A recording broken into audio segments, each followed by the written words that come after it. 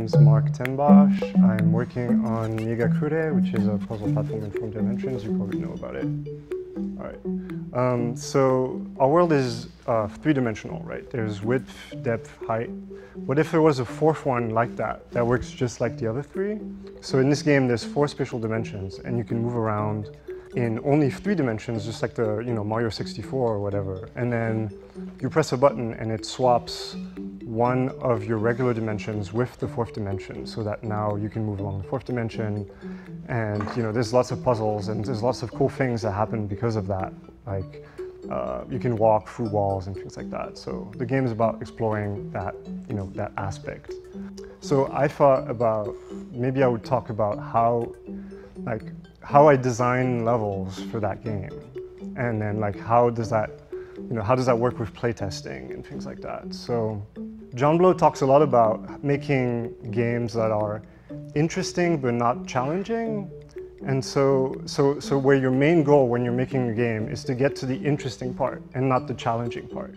And I think that's genius. To me, that's the concept that, at least to me, revolutionizes the whole concept of making a game. And so when I try to make a game like that, I think okay, so what's a cool effect that happens because of the 4th dimension? And then I sit down and I try to make the simplest level that would actually showcase that. I don't try to make it hard at all. I just try to make it, okay, so there's this ring and you're gonna need to push it and put it somewhere, and then you're gonna interlock 2 rings without actually breaking them, right? That's one of the puzzles. The whole puzzle was just what's the simplest way I can arrange things so that you can do that. But obviously you can't make it too easy, because you don't want the player to stumble upon the solution just randomly, right? You want actually the player to have to think at least a little bit about what they're doing and why they're doing it.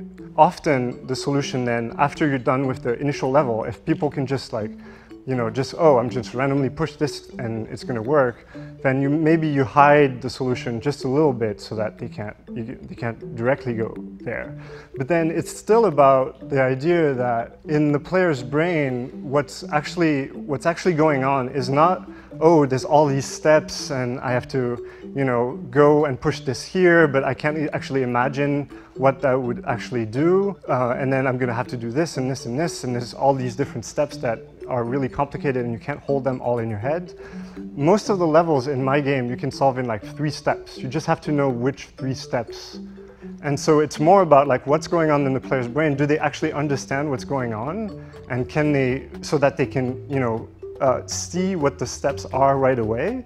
Or do they just go and branch and do random things until they sort of get a better idea of what the space is, until they actually get to that level of understanding where they can go and solve the puzzle in 3 steps, right? And sometimes it's still about randomly finding a path, but I still feel that even though it is random, there's something going on in the player's brain that where they sort of get an understanding of what they were doing. And locally, maybe they didn't get the global solution, but they got the local part. They got parts of the solutions they got, and then maybe some part was random, but that's okay.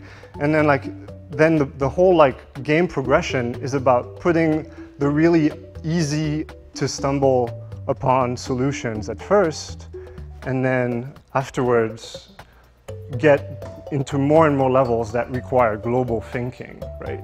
Then when you get an actual playtester, you can see do they actually, is the solution really hard to stumble on, or do they actually get it? And then when they sit down, often the problem is that they can't tell what their goal is, but it's actually really easy to just figure that out, but that somehow they don't get that. But that's part of the problem, and then so once they sort of get the space, then they can actually go in and solve the puzzle. Okay, I'm just rambling right now. Okay, so let's see. I think that's it, honestly. Yeah. Okay, thanks.